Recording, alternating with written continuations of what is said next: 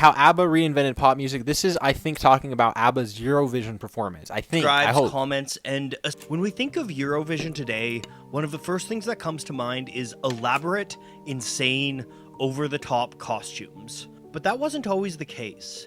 If you go back to the early 1970s, the outfits of Eurovision were much more conservative, tasteful evening gowns and bespoke suits. There were the occasional bits of glitter and spunk, but for the most part... Okay, but that's probably also just due to the climate of the world back then. Like, style was different, It was a classy affair. And then, in 1974, wilder and wilder four Swedes took the stage looking like this. Between Agneta Faltskog's 4-inch platform heels, Bjorn Ulvaeus' silver starburst guitar, and conductor Sven-Olof Waldorf's full-on Napoleon costume, ABBA's looks made a splash. Who's Sven and the Waldorf? Agneta Faltskog's 4-inch platform heels, Bjorn Ulvaeus' silver starburst. So they were one of the first to really push the boundary and in style and conductor stuff. Sven-Olof Waldorf's full-on Napoleon costume, Sven-Olof ABBA's Waldorf. looks made a splash. But it was more than just their looks. When ABBA took the stage and debuted Waterloo at Eurovision 1974, it didn't just mark a shift in European history. It was a pivotal moment in pop music history, and marked the beginning of a musical ascension never seen before or since. Let's take a closer look.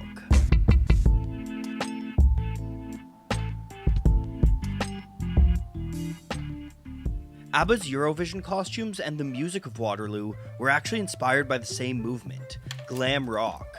Throughout the early 70s, acts like David Bowie, Roxy Music, and T-Rex were shaking up the look of rock and roll.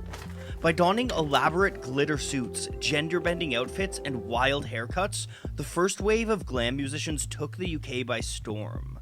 But that kind of style and personality just wasn't seen in pop music at the time, and it hadn't really crossed over to mainland Europe. For the most part, pop music was still rooted in the crooners of a bygone generation, in need of fresh new faces to shake things up. And ABBA knew they could be those faces. In order to do so, however, they first needed to get to Eurovision. So they started to... But they couldn't get into Eurovision, right? Because they spoke English. And I guess the rule back then was that you needed to make a song in your native language. Sweden's and they were Swedish, and they didn't have Swedish... Or I guess they didn't have a Swedish song that they wanted to enter or whatever. Competition, an annual festival called Melodifestivalen. ABBA's songwriters, Benny Andersson and Bjorn Ulvaeus, first tried their shot at Melodifestivalen in 1971, submitting 2 entries that were both rejected. The next year, they wrote a song for Lena Andersson, which won 3rd in the festival. And by the time 1973 came around, Benny and Bjorn had formed their own group with their wives. So they were already writing songs before. The name created from the initials of each member's name. And so, that year, they submitted an ABBA song to Melodifestivalen, Ring Ring.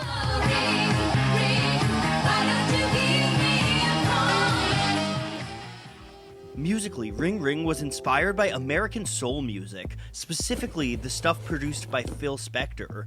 You can hear Spector's wall of sound technique in the song's huge arrangement, with pianos, horns, guitars, and vocal harmonies all stacked over each other for a massive hook. Ring Ring gave Benny and Bjorn another 3rd place finish at Melodifestivalen, and ABBA started to gain acclaim in their homeland. By the end of the year, the duo's perseverance had them knocking on the door of success. And when the calendar turned and the festival came around again, ABBA kicked that door down with Waterloo.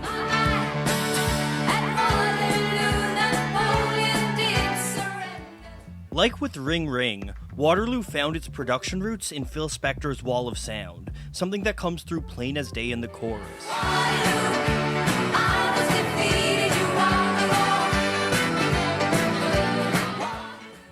But Waterloo also pulled heavily from glam rock. Specifically, Waterloo was inspired by the song See My Baby Jive by the English glam band Wizard.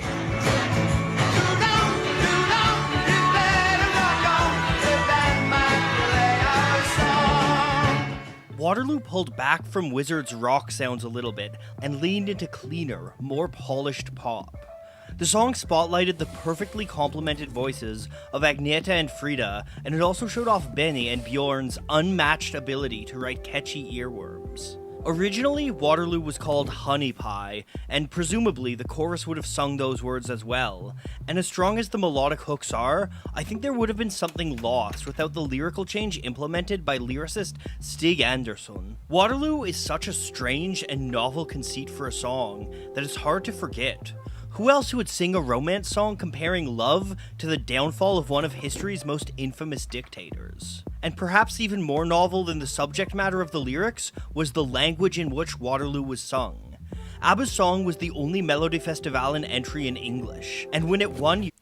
Waterloo, I was defeated. You won the war. Waterloo, promised to love you forevermore. Waterloo, couldn't escape if I wanted to. Waterloo, knowing my fate is to be with you.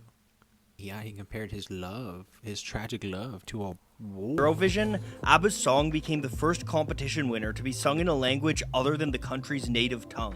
The decision to write in English was another signifier of ABBA's ambition from the start. Their end goal... That might be smart though, right? Because like they brought the English language and also the American sound to Eurovision, what they probably, because of their rules, they probably never really heard before. So... it was like wasn't victory at Eurovision. It was total world domination. According to an article in Salon, Ulvia said, "We knew that the Eurovision Song Contest was the only route for a Swedish group to make it outside of Sweden." Seeing as Eurovision was a televised event, making a splash didn't just mean music. It also meant looks. Luckily, ABBA were friends with Ove Sandström, who was a costume designer by night. The costumes provided an added benefit to the group as well. A strange tax loophole existed in the Swedish legislation at the time. The government had special tax discounts for items of clothing bought for work purposes that couldn't be worn for everyday life, meaning ABBA actually got credits for their wild outfits. And when they took to the stage at Eurovision dressed to the nines, ABBA They bought the most expensive flashy clothes they could and wrote it off on her put on a performance never seen again at the competition. Waterloo... You think that Starburst guitar was a tax write-off? Won Eurovision by 6 points and went on to take the continent by storm. It climbed charts across Europe and around the world, hitting #1 in Belgium, Denmark, Finland, Germany, Ireland... Dang, so people probably, when they go to Eurovision, they probably are like, ooh, this is my big shot to... be the next ABBA. The Netherlands, Norway, South Africa, and Switzerland. Wow. More than just a successful single. So there's no way. They must have like made Eurovision what it is in a way, right? Like at least created the reputation for other artists to be like, ooh, I can come from a small town, or I know Switzerland isn't a small country, but like a closed off country and get on here and, ooh, make my music global. And get a bigger name for some more Waterloo looks. was one of the first truly like international pop songs, infecting half the world with ABBA fever. ABBA used this initial success to springboard their way into the stratosphere. In the years following Waterloo, ABBA released a string of international chart toppers, including SOS, Mamma Mia, Fernando, Dancing Queen, Money, Money, Money, and half a dozen other songs that you've no doubt danced to at wedding receptions. In doing so, they completely shook up the pop scene and transformed what it meant to be a pop star. Benny and Bjorn's huge hook-driven sounds and the glam rock-infused costumes can still be seen in top 40 pop hits to this day. And 31 years after its release, at Eurovision's 50th anniversary celebration, they're just some of the first to ever. Waterloo was chosen as the best song in the competition's history. Because, I mean, today all pop artists dress crazy, right? Like, An honor it's part of the thing. You dress as wild as you can. Did in 2021. When ABBA stepped off the stage following Eurovision 1974, I don't think they could have possibly imagined the heights they were about to hit. Nevertheless, they celebrated in style, spending an evening partying in the Grand Brighton Hotel's Napoleon Suite, well on their way to becoming emperors of pop music. Damn, I'm on my Britney shit. Oops, I hit again.